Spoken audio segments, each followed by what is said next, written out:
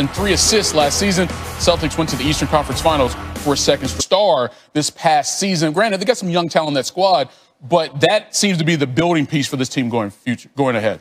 Absolutely, especially you've seen some stars come and go from Boston. True. Max players, Kyrie Irving, Al Horford, and then Gordon Hayward. But Jayson Tatum is the player now, 5 years, close to $200 million, like Mitchell, with one more All-Star appearance. And you've already seen with Tatum, he is a player. He can be the best player on a championship team. And, you know, for this Celtic organization with such a history of great ones, he's one you imagine up in the rafters someday. It's not easy to get your number up there, but you imagine it up there. And he's now, for them, with Jaylen Brown and, this, young core they have, he's the centerpiece. Yeah, I give a lot of credit to Danny Ainge, not only just drafting Jayson Tatum out of Duke, but realizing that he could be a cornerstone for this organization going forward. Woj is a great year.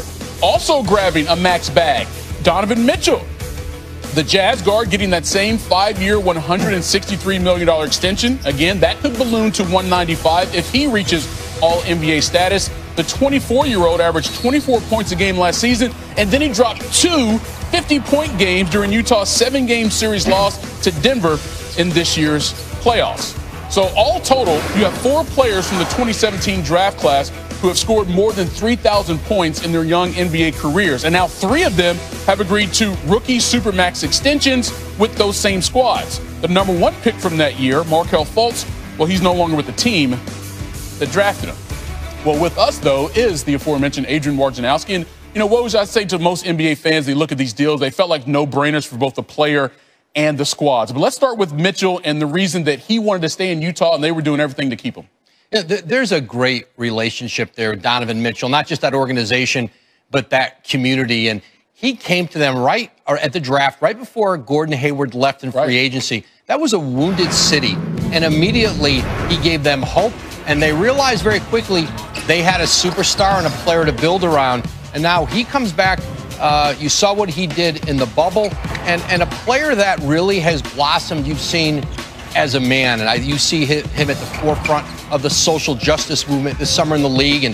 And he's had a strong voice with that in that Salt Lake community. And you'll see a lot of that going forward. And he's just the kind of person that new ownership there, Ryan Smith, their front office, that they want to build around. We often talk about players that are face of the franchise. He's definitely that there in Salt Lake City. All right, but let's go over to Boston. Jay. Well, this is where the Lakers are right now, and it is rare for a championship team to kind of flip this whole roster. And first, we saw the move with Dennis Schroeder trading for Danny Green. He replaces Rajon Rondo. Wesley Matthews was signed for the biannual exception, replaces Kentavious Caldwell-Pope.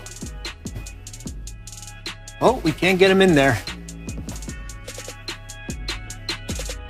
Montrezl Harrell replaces Dwight Howard. Nope, touchscreen's not working, but they're in there. Trust me, they're in there. And when you look at their resume, as far as what they have with that roster, 6 roster spots open. They've got bird rights on Kentavious Caldwell-Pope.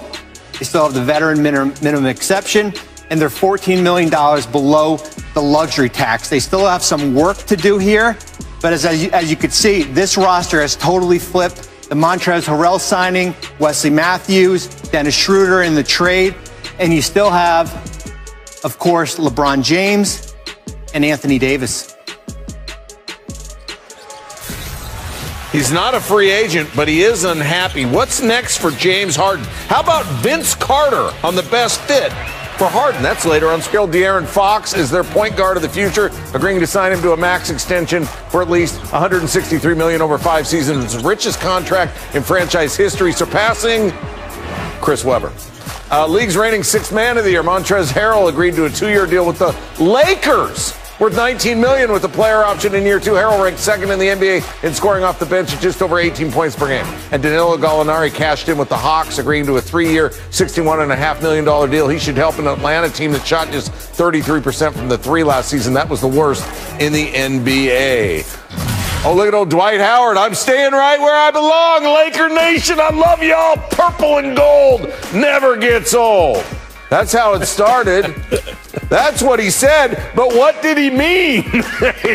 He shuffled off to Philadelphia before the day was done. We got just the man we need to talk to, Adrian Wojnarowski, joining us now on SportsCenter. So, Adrian, let's start at the top with the Lakers. Even as they won a championship last year, there were lots of questions about the depth and what they do outside of LeBron James and Anthony Davis. They got some answers. They added Dennis Schroeder and now Wesley Matthews and Montrezl Harrell. What's going on with L.A.? Yeah, they certainly had to address that center position once Dwight Howard headed to Philadelphia to play for Doc Rivers and Daryl Morey. And Montrezl Harrell comes from the Clippers, where he was, a very productive player. But they get him at essentially the mid-level exception, the 2 years, $19.5 million with a player option on year 2. And the priority for the Clippers was keeping Marcus Morris, and they're going to do that with a 4-year, $64 million deal, I'm told. So Anthony Davis, no need to worry in L.A.?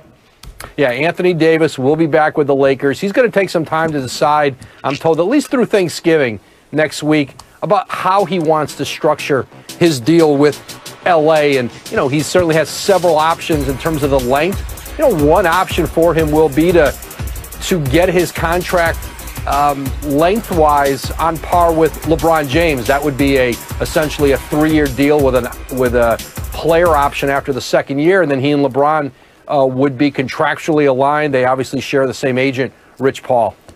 All right, so meanwhile in Boston, Gordon Hayward opted out of his contract with the Celtics, but he may not be leaving. What's going on? He still has, Hayward does, several options. His agent, Mark Bartelstein, has been talking with several teams on sign and trade scenarios where the Celtics would get back some players from, or perhaps picks from a team, and it would allow Hayward to do a multi-year, $100 million type deal, which is, he would like to get a long-term deal here. New York is offering, a bigger number on shorter years. That is an option for him. The Pacers and the Celtics had gone back and forth and talked.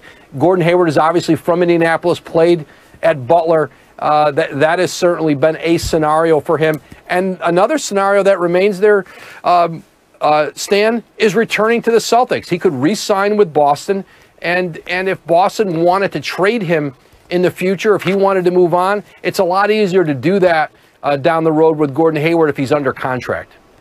The Hawks add some shooting with Danilo Gallinari, 3 years, $61.5 million. What are they thinking when it comes to roster building? Well, they have a very talented young core Travis Schlenk has built in Atlanta, led by Trae Young, certainly. But they're a team that wanted to start to compete to get into playoffs. And you don't do that with young players. You do it with accomplished veterans like Gallinari. 3 years, $61.5 million for Gallo. The most ever for a player over 30 who's never played in an all-star game. That's an interesting fact on that deal. But he is a guy who can score the ball all over the floor. And I don't think the Hawks are done. They have more cap space. There's some more veteran players out there that they would like to add. They want a team that's going to compete a little closer to that 8th seed in the Eastern Conference. The Nets thinking even bigger than that in the Eastern Conference. They keep Joe Harris. General Manager Sean Marks said that was their biggest priority in free agency, and they got it done. Very interesting situation in Brooklyn. What's going on there? 4 years, $75 million for Joe Harris.